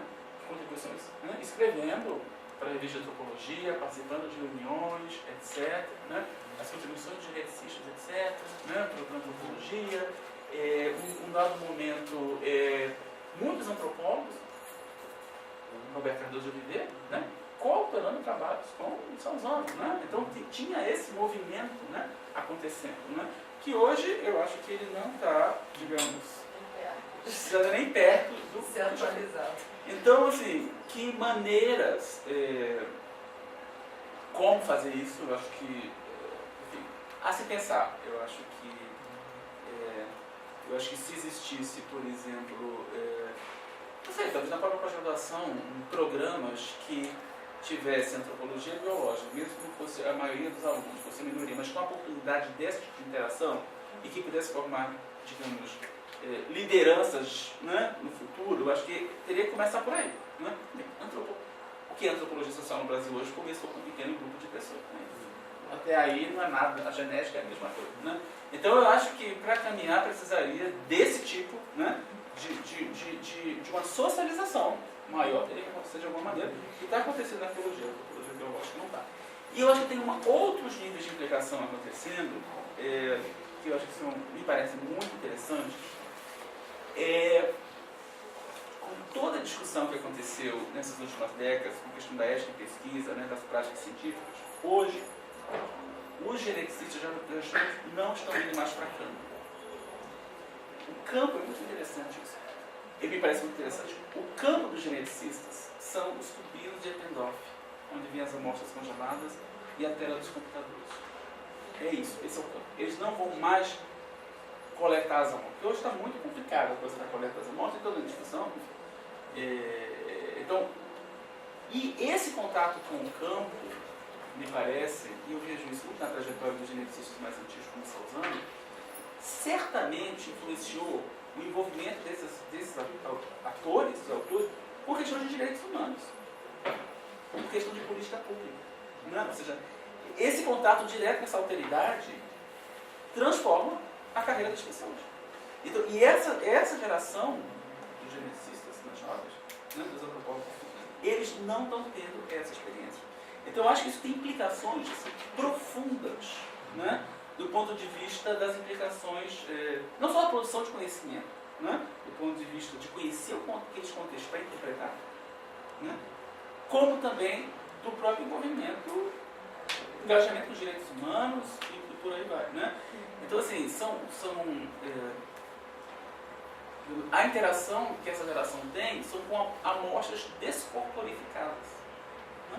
Com amostras biológicas corporificadas. Então, essa interação com o plano social dessas amostras, né? Dessas pessoas que geraram essas faces, né? Essas histórias de vida, esses rostos, etc., né? Teve um corte, né? Importante aí, né? E ao mesmo tempo essa questão da relação, né? Com a antropologia. Então, eu acho que tem muito trabalho assim, a ser feito no sentido de uma nova configuração e de diálogo. Então, acho que não se restringe às pessoas terem, digamos, vontade do diálogo. Eu acho que tem as próprias formas de socialização, né, dentro desse campo de conhecimento, elas se transformaram muito.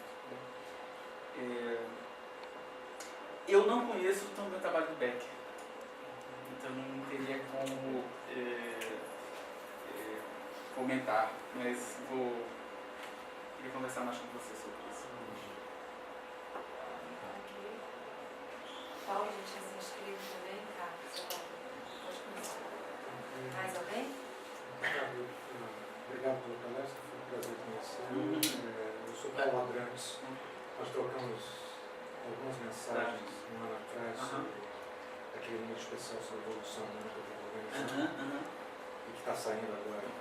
Desculpa não poder ter colaborado. Mas você deu sugestões preciosas. Deus da Glória está escrevendo lá, o Hilton está escrevendo. Enfim, prazer conhecer. Uma coisa muito interessante que você disse, que a antropologia biológica no Brasil, na verdade, mudou de lugar. Né? Saiu da antropologia e foi genética. E a questão que me coloquei foi o seguinte, quer dizer, será que nessa migração, nessa mudança de lugar, o conceito de cultura, que é tão central na antropologia, migrou também ou não migrou? E por que surgiu essa questão a partir da tua palestra? Porque você cita, apareceu num dos periódicos que você apresentou, apareceu o nome de Carvalho Sforza, que é um dos mentores da teoria de coevolução de agricultura. Eu sei que Salzano e várias pessoas lá do Rio Grande do Sul têm muito interesse nos processos de coevolução de agricultura. Eu queria saber se nesses trabalhos desse pessoal a noção de cultura aparece em algum lugar e se eles relacionam isso com o trabalho que eles estão fazendo com os geneticistas. Obrigada. Bom, primeiramente, obrigado pela palestra.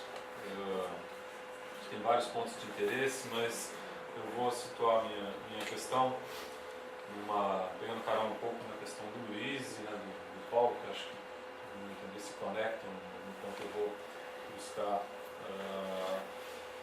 te fazer uma pergunta um pouco exploratória, tentativa, em torno desse tema que você já respondeu um pouco acerca da relação entre antropologia física e biológica e antropologia social no caso brasileiro, a partir da ideia de que você disse que antropologia física e biológica teve um deslocamento, né, nas últimas décadas. Eu me perguntaria se também a antropologia social não teve um deslocamento em uma parte dos seus interesses, né, e se esses interesses não estariam convergindo, por exemplo, quando a antropologia social tem se dedicado, nas últimas décadas, cada vez mais, ao estudo, por exemplo, dos efeitos ou das condições de produção da biotecnologia nas situações contemporâneas, né? E aí, não apenas os efeitos inesperados, por exemplo, no mundo atômico, mas também as novas tecnologias reprodutivas, as novas manipulações genéticas de alimentos, enfim, diversas dimensões que nos levam a pensar que poderia talvez ser produtivo um diálogo não entre antropologia social e antropologia biológica e física, não apenas um diálogo dos resultados de cada uma delas, ou seja, o antropólogo biológico e o antropólogo social ir a campo e talvez trocarem conclusões que podem ser úteis mutuamente, mas também talvez um diálogo de método, porque hoje em dia na antropologia social, que evidentemente eu conheço um pouco mais, sobretudo nessa área de saúde, e certamente você conhece esses estudos aos quais eu estou me referindo, mas você tem os antropólogos sociais se debruçando sobre sequenciamento genético, sobre os cientistas que estão envolvidos nisso, e não só os cientistas, mas como isso funciona na prática, como um casal define acerca da produção de uma gravidez em torno desses temas, muitas vezes sem ter a formação necessária, vai adquirindo a formação necessária no curso da pesquisa, mas que é uma formação que passa por temas, métodos e aproximações que a antropologia biológica e física domina e tem trabalhado nisso muito bem. Então a pergunta, na verdade, é se a antropologia física e biológica também tem se dedicado a esses temas, e imagino que sim, e se aproxima da antropologia social também nesse tipo de tema. E aí finalizo o meu comentário com uma questão um pouco mais próxima do comentário do Paulo, da questão do Paulo, no sentido de que parece que a agenda de rediscussão da distinção entre natureza e cultura talvez aponte para uma aproximação entre esses campos, nessa dimensão mais, talvez mais metodológica. E aí eu cito como exemplo, talvez, a influência que agora algumas dessas novas teorias sobre coevolução e os desdobramentos que vêm disso, né, tem gerado, ainda que timidamente, na antropologia social, num novo tipo de diálogo. Por exemplo, agora eu estava num evento de antropólogos sociais na Escócia, ainda esse ano, e uma das palestras principais foi do Terence Deacon, né, falando sobre esse campo da evolução e a relação entre a produção da dimensão simbólica e a dimensão biológica, etc., e provocando um interesse muito grande, e não só nesse plano de trocar resultados, mas também você tem antropólogos indo a campo a partir do instrumental metodológico que ele tem utilizado para analisar a linguagem, por exemplo, a inteligência da linguagem. Então, enfim, em suma, para te provocar um pouco a falar sobre esses possíveis pontos que talvez estejam presentes ou em potencial. Obrigado pelas questões.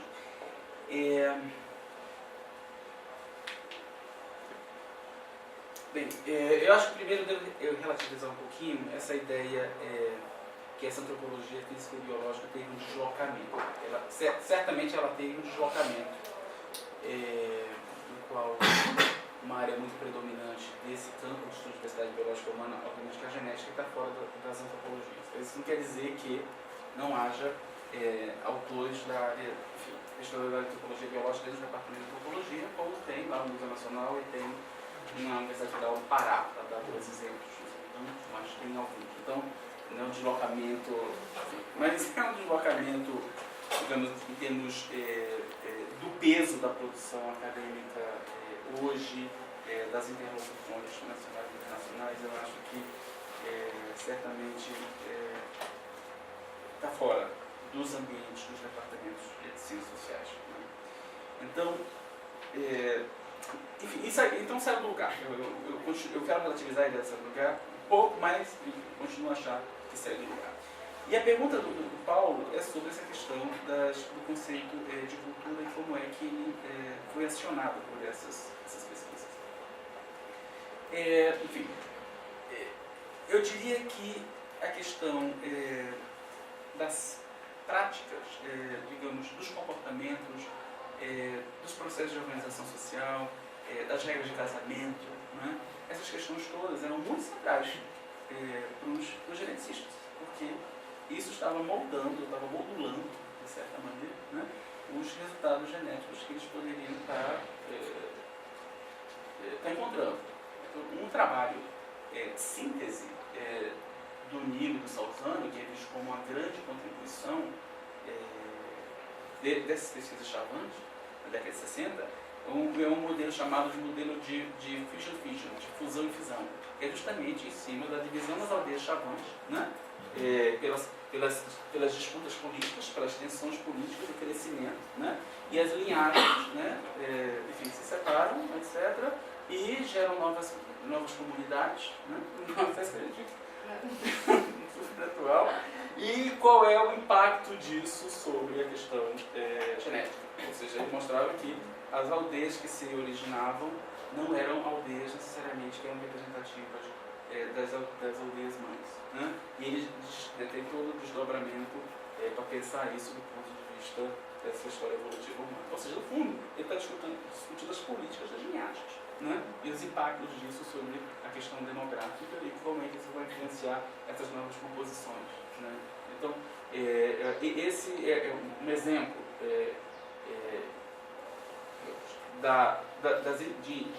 de dados socioantropológicos que são muito acionados pelos geneticistas. Acho que é a mesma coisa em relação às regras de casamento, por exemplo, e a própria figura do headman, né, desse homem, né, o homem mais central na política de uma determinada comunidade, e todos os alinhamentos com a quantidade de filhos, e como é que, digamos, determinado. Ele fez isso muito com o Scheinman, na verdade, entre os Yanomami,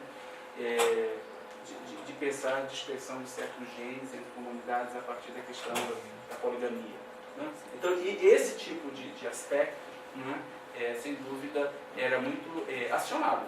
E não só a cultura, a própria história dessas comunidades, né? De situar, por exemplo, o Chavante em Mato Grosso nesse momento, na década de 60, né? toda a migração a partir de Goiás. Então, pensar uma certa história, né, dessas populações e como é que isso pode estar influenciando o que ele está encontrando, né? A ideia de mortalidade, a história passada de mortalidade, de interação, etc. Né? Então, isso estava presente em diversos aspectos. Agora, eu acho que em larga medida, de certa maneira, umas ideias de cultura muito operacionalizadas, né? Na forma, digamos, pensando em termos de comportamentos, né? O enfoque desses trabalhos certamente não era os geneticistas pensar como é que os próprios chavões estavam concebendo aquela pesquisa que os geneticistas estavam realizando, né? Do ponto de vista de entender, né?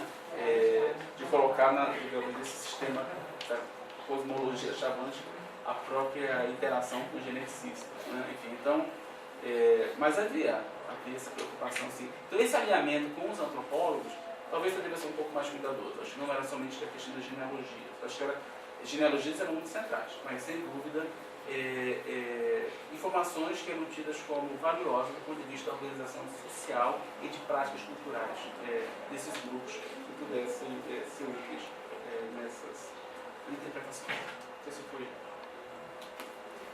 Bem,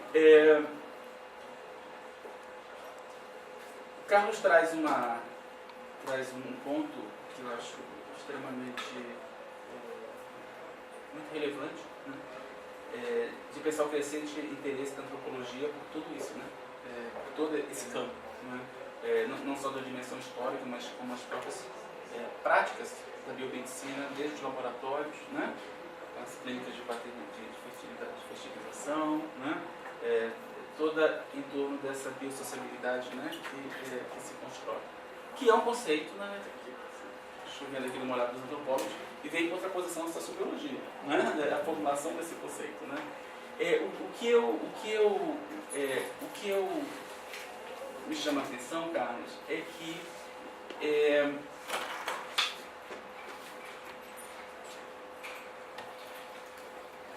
minha impressão, e eu nunca trabalhei sistematicamente, né, é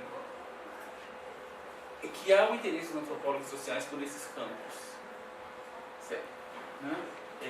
Inclusive com uma apreensão, né, desses conteúdos técnicos e científicos fundamentais, né, para você compreender esses processos. Né? Porém, as agendas, necessariamente, de pesquisas, os diálogos,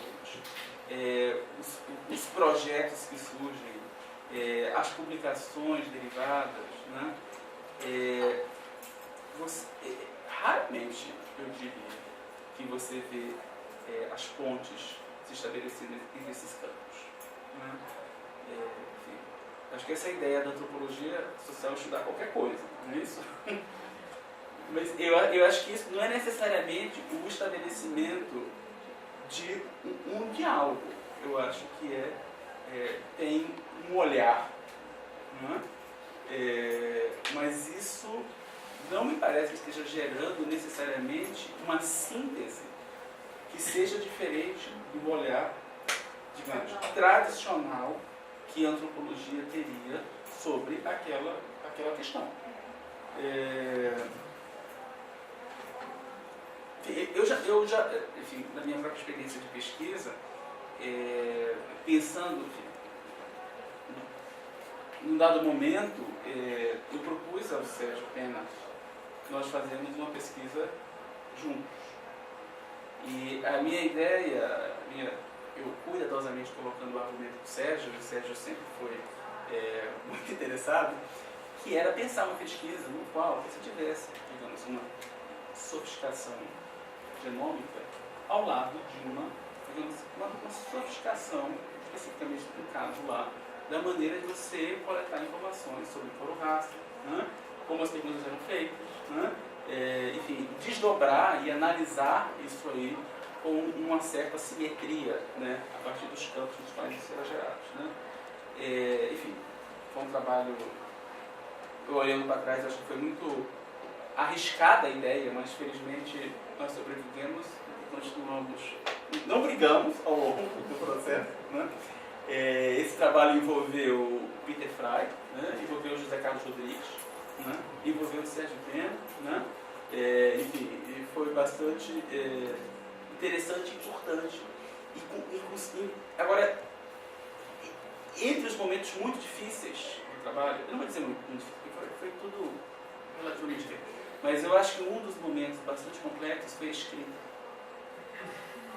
Porque no plano, como é que você, os estilos de escrita, a maneira como abordar, as relativizações possíveis, os usos das ironias das figuras de linguagem, fica muito difícil. É muito difícil. É complexo, é muito difícil. Então, é um exercício, digamos, no qual... tentem vocês um dia escrever de fato, gerar uma ciência de papel. É muito complexo. Das liberdades e dos aprisionamentos possíveis, né, dentro de vários campos, né? Enfim, então, eu acho que há certas sinalizações nesse sentido, mas eu gostaria que as sínteses e bem gostaria que essas pontas fossem mais intensas.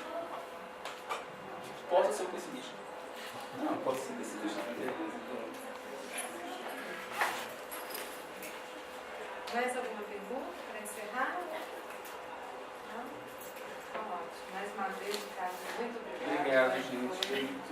Eu queria aqui, na verdade, publicamente solicitar a ausência dos etnólogos.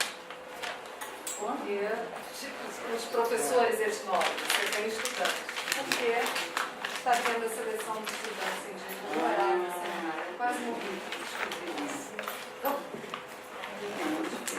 E eles estão todos nessa comissão. Estão todos na comissão que está selecionando pela primeira vez estudantes indígenas. Muito obrigada. Obrigado. Muito